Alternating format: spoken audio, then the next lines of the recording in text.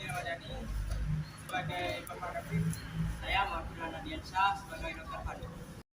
Di suatu pagi, ada satu pasangan yang sedang duduk santai menikmati indahnya dunia. Si istri yang tengah menyapu lantai dan si suami yang sedang membaca koran. Di tengah kesibukan itu, tiba-tiba si istri berlari terburu-buru ke kamar mandi.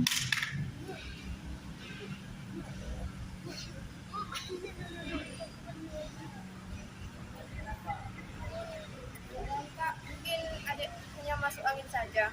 Bagaimana mungkin masuk angin? Sudah 3 hari adik sering mual-mual. Istirahatlah, jangan melakukan pekerjaan itu. Pulihkan dulu dirimu. Tidak ada respon dari sang istri.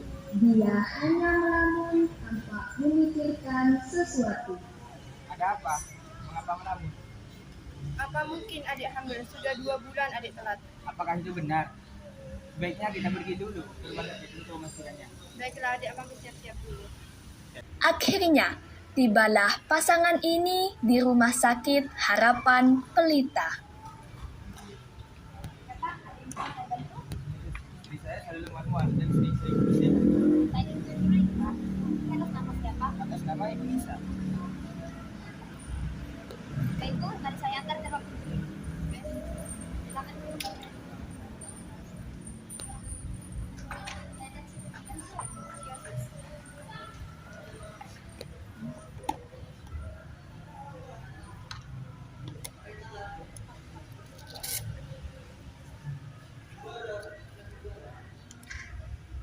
Tensi ibu normal yaitu 120/80/6. Ya, sus, terima kasih.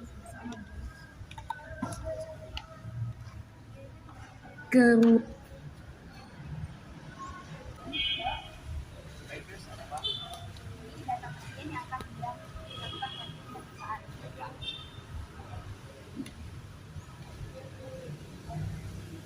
Setelah beberapa menit kemudian, Ibu Nisa yang tengah menunggu di ruang tunggu mendapatkan panggilan dari Suster Luna.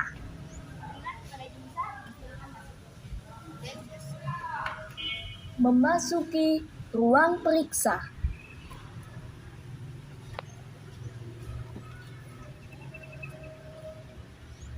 Baik, ada keluhan apa, Pak? Ini dok, istri saya selalu mual-mual dan nafsu makannya pun mulai menurun. Kalau boleh tahu, mulai dari kapan ibu mual-mual? Dimulai dari 3 hari yang lalu, pada saat saya mencoba makanan, tiba-tiba perut saya bunyi jadwal. Dan saya terakhir menstruasi pada tanggal 13 Maret 2023. Baiklah, apakah ibu sudah melakukan tes pack? Belum, dok. Nah, kalau gitu, terus ambilkan tes pack dan antar ibu ini untuk mengeceknya. Mari ibu saya. Ya, sus.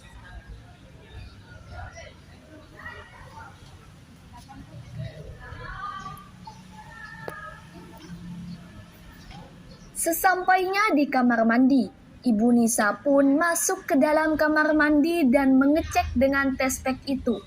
Setelah selesai melakukan tes pack, Ibu Nisa pun keluar dari kamar mandi lalu dia berbicara dengan suster. Sudah, sus. Baik, Bu, mari kita kembali ke ruang periksa untuk menemui dokter. Baik, Bu.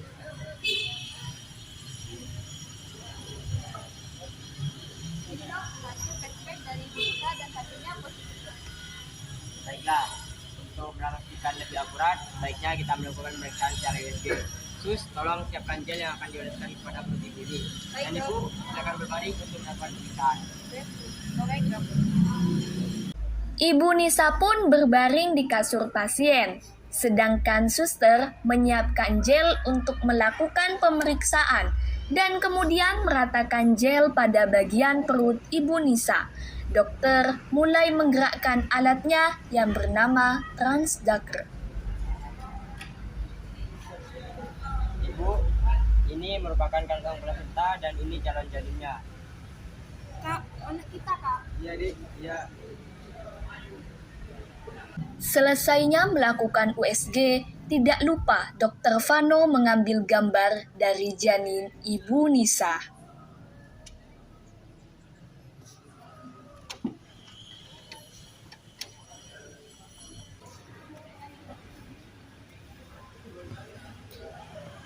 Melihat dari hasil USG dan hari terakhir Ibu haid pada tanggal 13 Maret 2023, usia kandungan Ibu sudah masuk 8 minggu. Hitungannya 1 minggu setelah hari terakhir Ibu haid. Dan sekarang sudah tanggal 5 Mei 2023, yang artinya sudah masuk 8 minggu. Bisa dijelaskan yang lebih spesifik tentang kehamilannya, Dok? Bisa banget, Bu. Kehamilan merupakan proses perkembangan embrio menjadi hingga kelahiran bayi. Persalinan merupakan proses penyatuan sperma dengan osit sekunder hingga membentuk zigot. Jadi kedepannya tidak perlu khawatir jika ibu tetap mengalami mual-mual ataupun muntah-muntah. Itu merupakan hal yang wajar. Dan Bapak saya tolong untuk siap-siaga.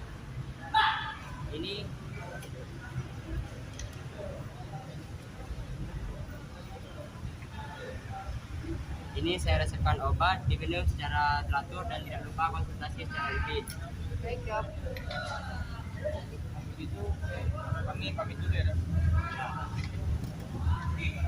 Pulangnya Ibu Lisa dan David. Beberapa saat kemudian, Suster Luna menghampiri dokter. Ya, ada apa, Sus? Ada pasien yang akan dilakukan. Baiklah, untuk terbiarkan dan Suster Luna harap didata dulu data pasien. Baik, Dok.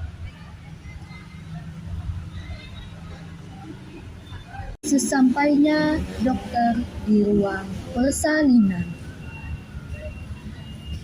Ini, Dok, data pasien atas nama Ibu Anita dan tahap pembukaannya sudah masuk ke tahap pembukaan sempurna. Baiklah, harap diusahakan semuanya dan untuk menjalankan dan Suster Luna bantu saya dalam proses persalinan ini. Baik, Dok.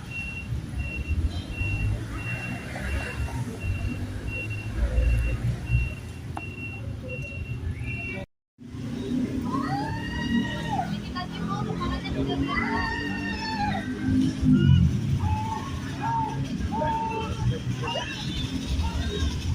Setelah proses yang cukup lama, akhirnya sang ibu berhasil melahirkan anaknya secara normal dengan selamat.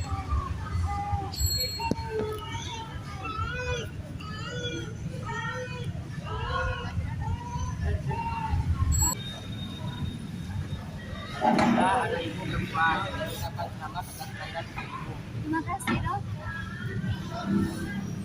Setelah kelahiran putri mereka, sepasang suami istri itu pun pulang dengan perasaan senang. Alhamdulillah ya, kita lahir dengan keadaan sempurna tanpa kurang sedikit pun.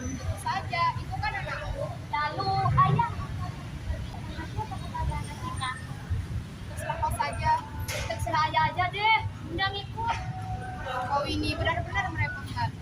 Bagaimana dengan Agista Putri Winata? Bagus juga namanya. Terus kita panggil dia dengan nama Dista. Keesokan harinya, Ibu Anita tampak sibuk membuat susu formula untuk Gista.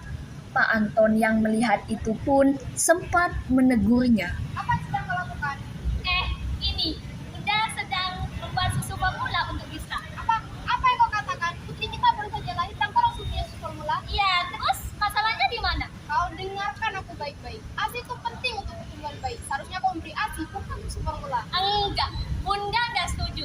Karena itu akan mempengaruhi penampilan Bunda. Bunda nggak mau ikut ah.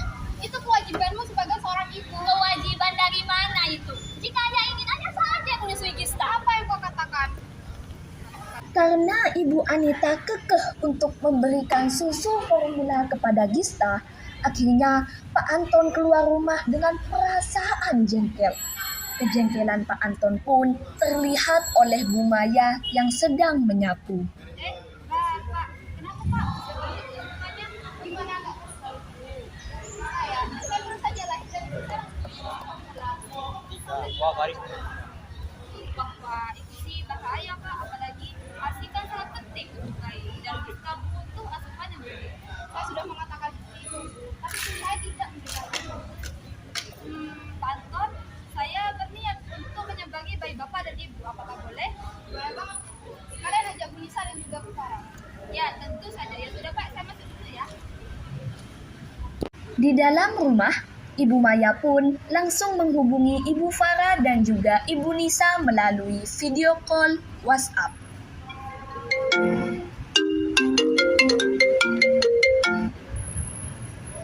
Ibu-ibu, wanita sudah lahir kok. Masa kita gak menyambangin? Boleh tuh, nanti saya deh yang bawa teman-temannya. Maaf nih ibu, saya gak bisa datang karena saya ada acara keluarga. Ya sudah bu, gak apa-apa. Keesokannya, Ibu Maya dan Ibu Farah berjalan ke rumah Ibu Anita. Tapi, seperti layaknya ibu-ibu komplek, mereka pun bergosip.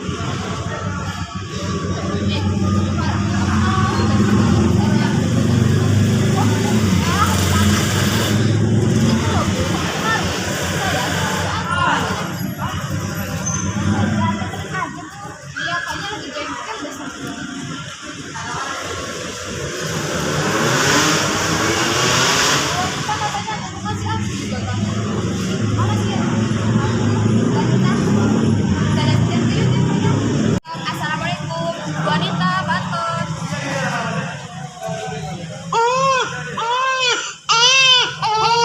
Waalaikumsalam, Bu. Siapa sih? Nggak tahu apa ya kalau aku ini lagi sibuk.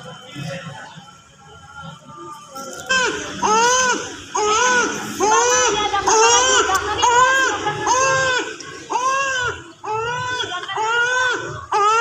Bu, ada apa nih? Mampir ke sini. Maaf ya.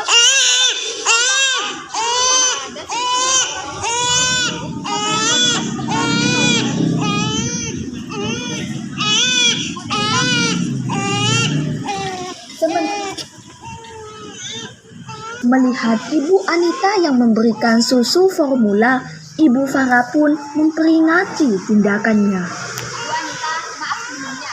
Apa tidak sebaiknya ibu dikiasi? Kan aku memiliki peranan kecil. Saran baik. Selanjutnya, untuk memperkuat kekebalan tubuh. Berikutnya, juga resiko untuk payudara.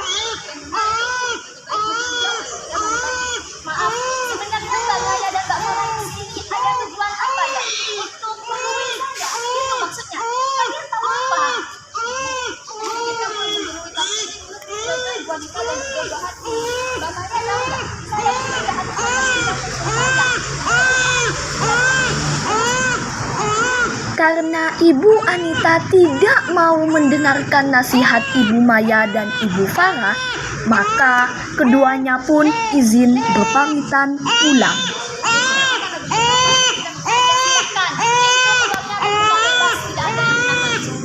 Farah dan Ibu Maya, Ibu Anita tampak masih tidak terima. Lantas ia segera menghubungi Ibu Nisa untuk menceritakan hal menjengkelkan yang baru saja terjadi.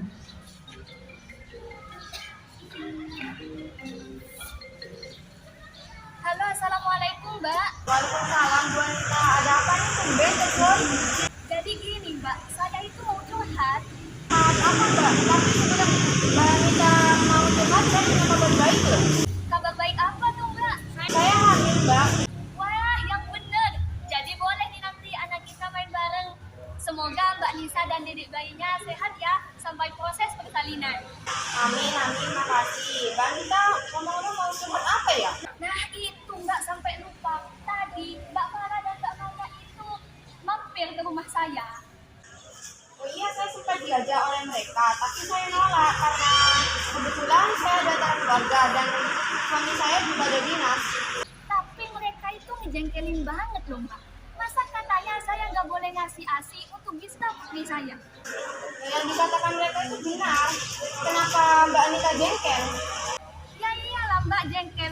Orang saya masih muda. Mana mungkin saya merelakan fashion dan badan hasil saya ini hanya untuk sekedar menyusui Gista. Astagfirullah Mbak, itu kan anak Mbak sendiri. Masa ibu tega sih seperti itu? Alah, Mbak Nisa sama aja kayak Mbak Farah dan Mbak Maya. Sok tahu semua. Malam harinya, kondisi Gista benar-benar memprihatinkan. Tiba-tiba ia menangis kencang dan mengalami demam yang sangat tinggi disertai sesak nafas.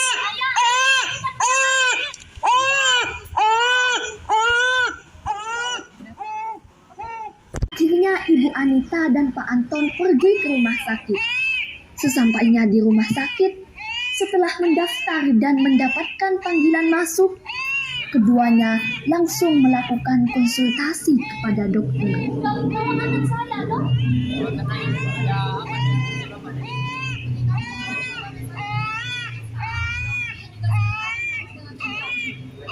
Bapak dan Ibu mau tenang, saya akan periksa dokter.